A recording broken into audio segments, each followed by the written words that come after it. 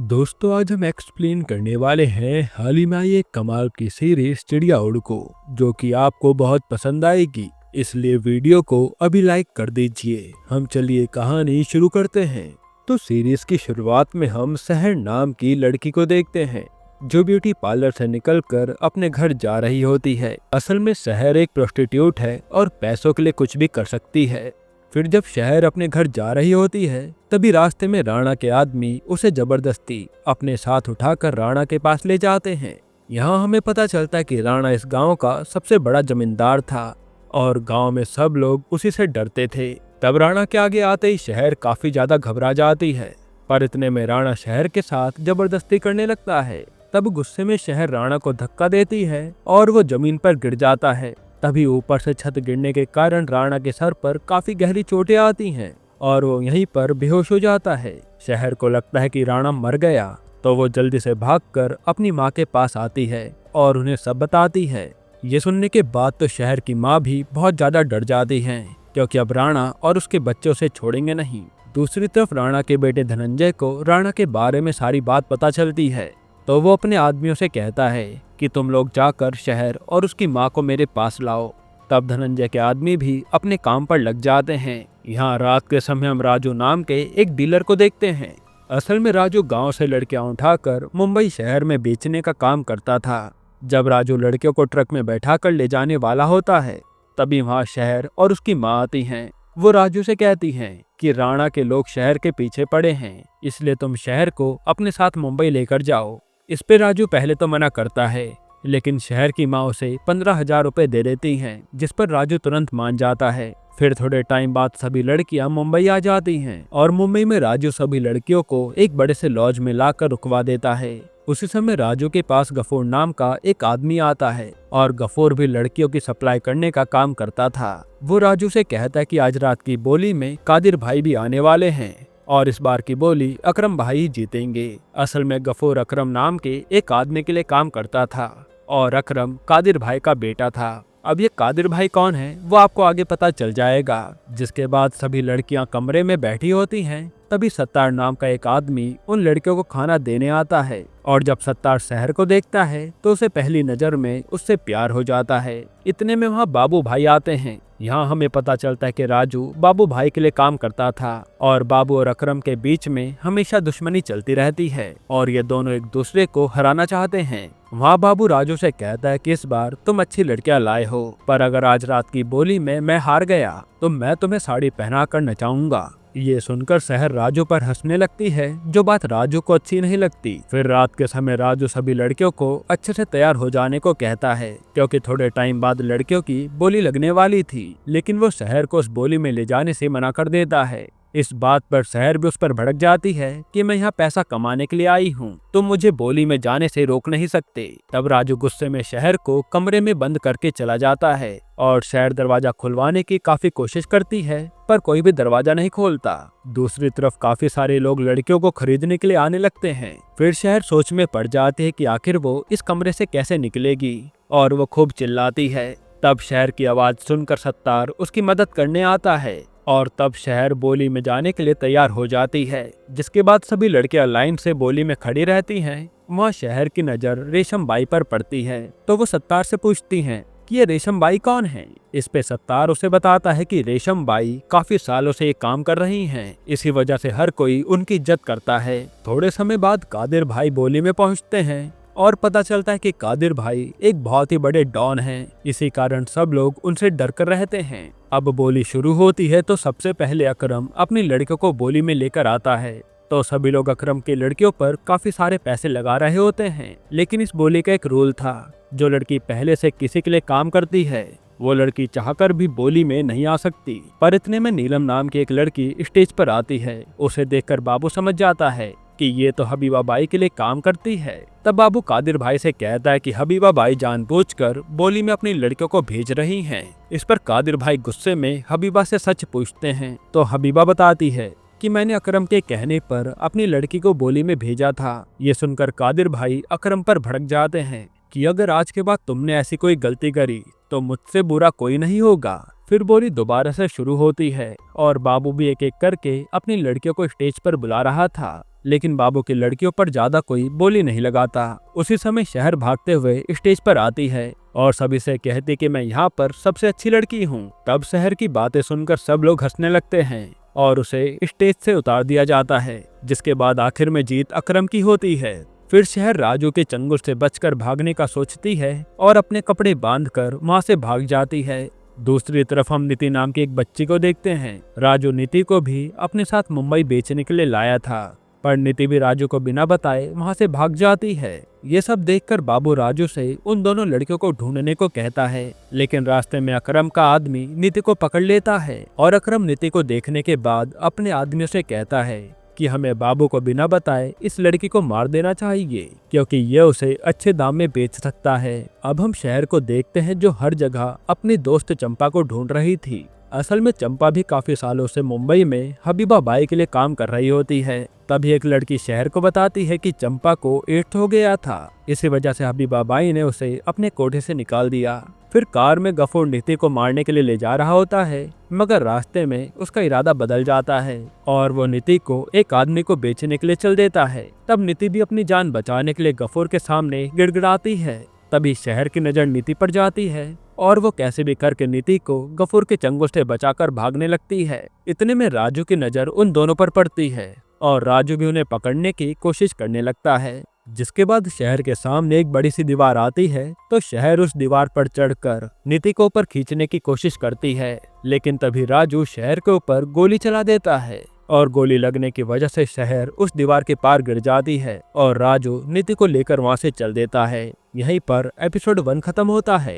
Episode 2 की शुरुआत में शहर अपना हाथ पकड़कर रास्ते पर चली जा रही थी। उसी समय शहर को चंपा दिखती है, जिसकी हालत बहुत ही खराब थी। हालांकि शहर को देखने के बाद चंपा बहुत खुश हो जाती है। फिर जब चंपा देखती कि शहर को गोली लगी है, तो वो उसे अपने एक जानने वाले डॉक्टर के पास लेकर जाती है।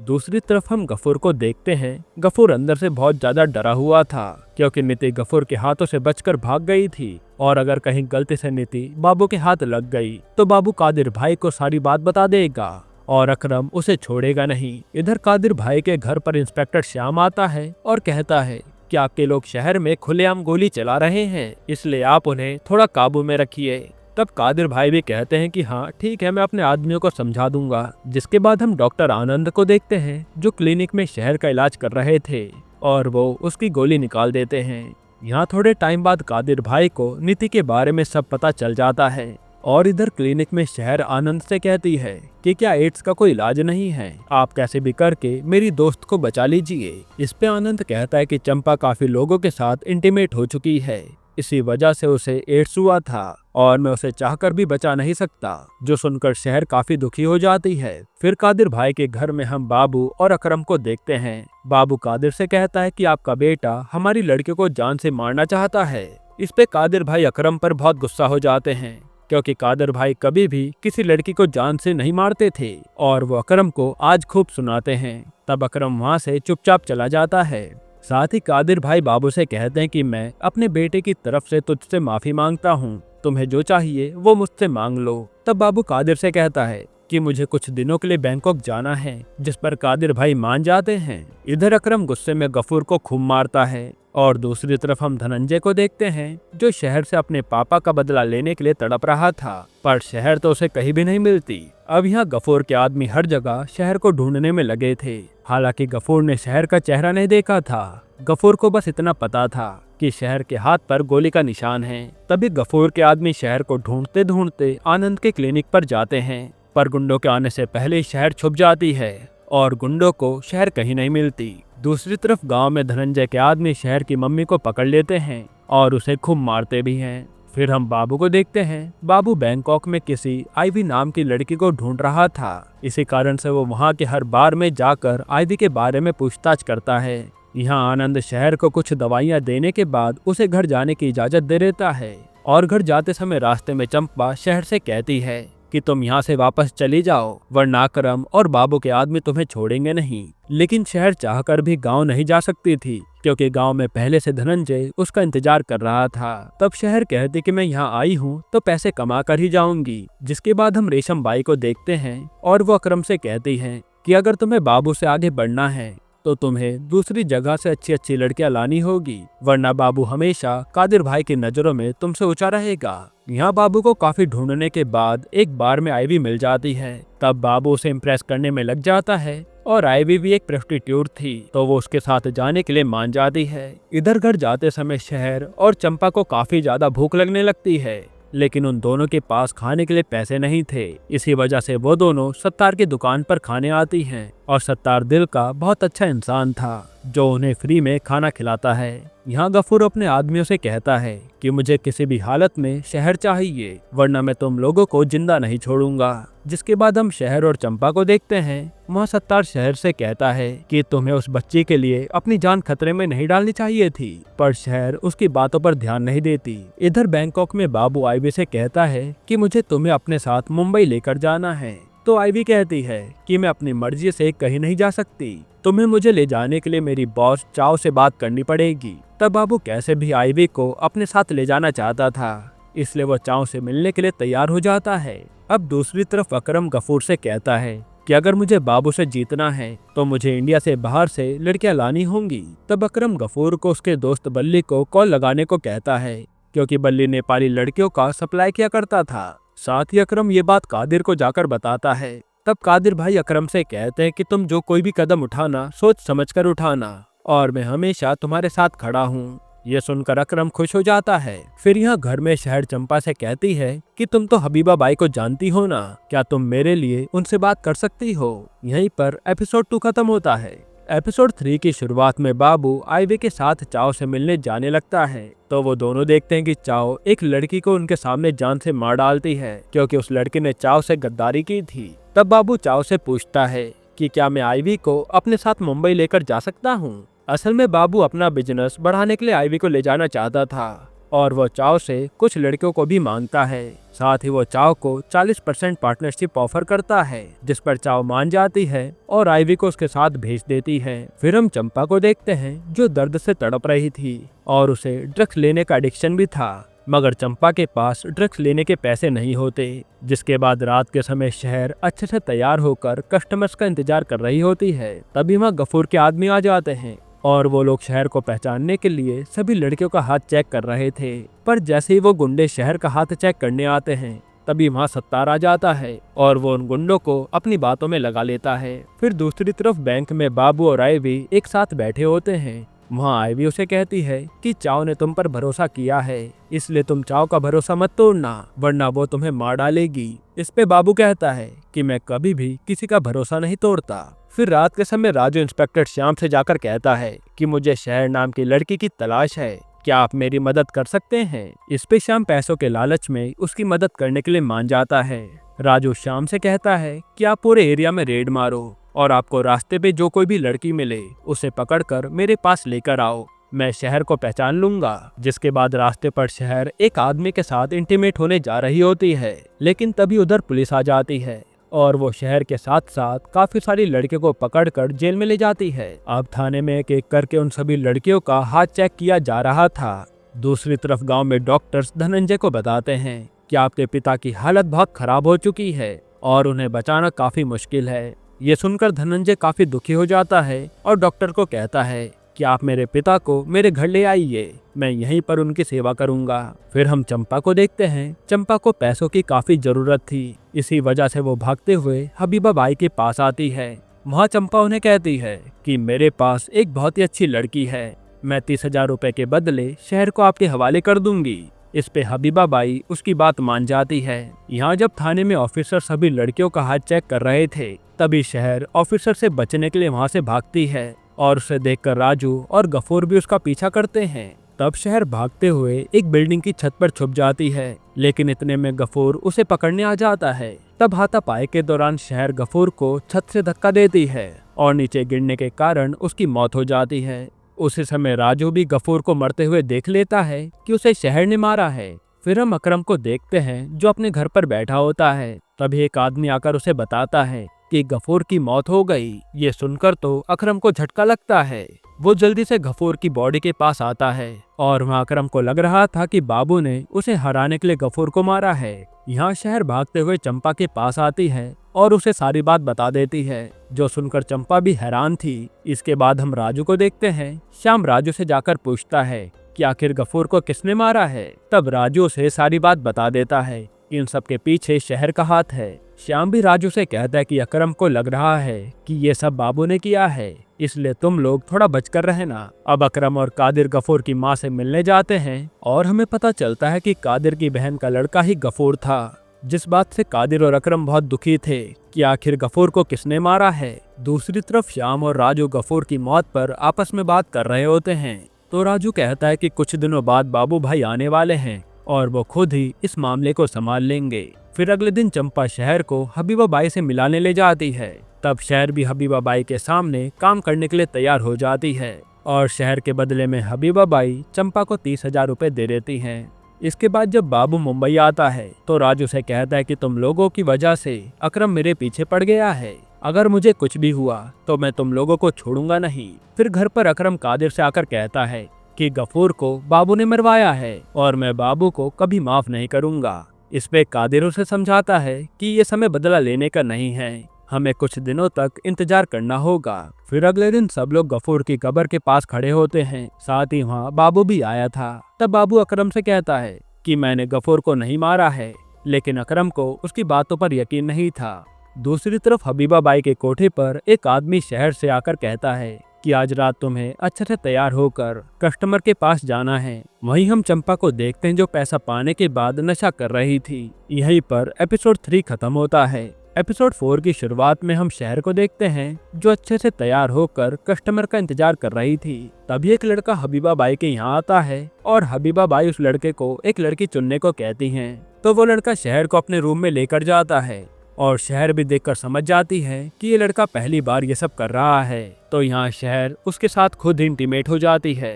फिर काम खत्म होने के बाद वो लड़का हबीबा बाई से आकर शहर की काफी तारीफ करता है। फिर थोड़े टाइम बाद कोई दूसरा आदमी हबीबा बाई के पास आता है और उस आदमी को भी शहर ज्यादा पसंद आती है, इसलिए वो उसे अपने साथ कमरे में ले जाता है। फिर हम धनंजय को देखते हैं। धनंजय राणा को अपने घर पर लेकर आता है। तो राणा धनंजय से कहता है कि शहर को राजू अपने साथ लेकर मुंबई गया है। तब धनंजय शहर के साथ राजू की भी तलाश करने में लग जाता है। दूसरी तरफ कादिर के घर पर बाबू और अकरम बैठे होते हैं। वहाँ अकरम कादिर से कहता है कि गफूर को बाबू ने मारा है। इस पे बाबू कहता है कि मैंने किसी को नहीं मारा है, तुम बस अपनी दुश्मनी निकालने के लिए ये सब कर रहे हो। तभी कादिर उन दोनों से कहता है कि असली गुनहगार हम में से कोई एक हो सकता है और मैं उस गुनहगार को कभी छोड़ूंगा नहीं। साथ ही कादिर इन दोनों से कहता है कि तुम दोनों लड़ना बंद करो और वो इन दोनों को आधा आधा बिजनेस दे देता है कि आगे की 4 गली अकरम संभालेगा और पीछे की 4 गली बाबू संभालेगा। जो बात बाबू को अच्छी नहीं लगती क्योंकि पिछली गली में ज्यादा बिजनेस नहीं होता। इसके बाद हम कादिर को देखते हैं जो गफूर के खूनी को ढूंढकर अपने हाथों से मारना चाहता था। इसी गुस्से में आकर वो अपने सीने पर चाकू से निशान बना लेता है ताकि इसके जख्म से उसे गफूर के खूनी की याद आती रहे। फिर हमें पता चलता है कि आखिर कादिर सबसे पहली बार बाबू से कैसे मिला था। असल में कई साल पहले कादिर अपने एक रिश्तेदार से मिलकर घर जा रहा होता है। तभी उसके ऊपर कोई चाकू से हमला करता है, जिसको बचाने के लिए बाबू उसके सामने आ जाता है। उसी दिन के बाद से कादिर ने बाबू को अपने साथ रख लिया था। अब प्रेजेंट में बाबू अपने आदमियों से कहता है कि मैंने कादिर भाई के लिए क्या कुछ नहीं किया था, पर कादिर भाई ने मेरे साथ बहुत गलत किया है और मैं कादिर भाई को कभी माफ नहीं करूंगा। फिर हम शहर को देखते हैं जो अपने कमरे में उस आदमी के साथ काफी सारी बातें कर रही होती है, जिसके बाद ये लोग इंटीमेट हो जाते हैं। दूसरी तरफ बाबू अपने आदमियों को एक नई जगह लेकर जाता है और वो बताता है कि मैं होम मसाज करने का बिजनेस शुरू कर रहा हूँ, जो चीज देखकर राजू को भी बहुत अच्छी लगती है। इधर शहर के साथ इंटीमेट होने के बाद वो आदमी चला जाता है। तो शहर हबीबा से आकर कहती है कि उस आदमी ने कमरे में आकर मेरे साथ जबरदस्ती करी और मुझे खूब मारा भी है, मैं अगली बार ये सब सहन नहीं करूंगी। इस पे हबीबा बाई कहती हैं कि मैंने तुम्हें 30,000 रुपए में खरीदा है और तुम्हें मेरे कस्टमर के साथ अच्छे से रहना होगा। ये सुनकर शहर चौंक जाती है क्योंकि उसे पता नहीं था कि चंपा ने उसे पैसों के बदले हबीबा बाई के हाथों बेच दिया था। जिसके बाद सत्तार शहर से मिलने चंपा के घर जाता है। तो वहाँ वो देखता है कि चंपा अपने बेड पर बेहोश पड़ी थी। तब सत्तार जल्दी से चंपा को डॉक्टर के पास लेकर जाता है, जिसकी जान आनंद बचा लेता है। वहीं गांव में धनंजय अपने घर पर पुलिस को बुलाता है और कहता है कि मुझे कैसे भी करके राजू के बारे में सारी जानकारी चाहिए। तब पुलिस उसकी बात मान लेती है। यहाँ क्लिनिक में सत्तार चंपा का ख्याल रख रहा होता है और होश में आने के बाद चंपा उसे बताती है कि शहर अब हबीबा बाई के कोठे पर काम कर रही है।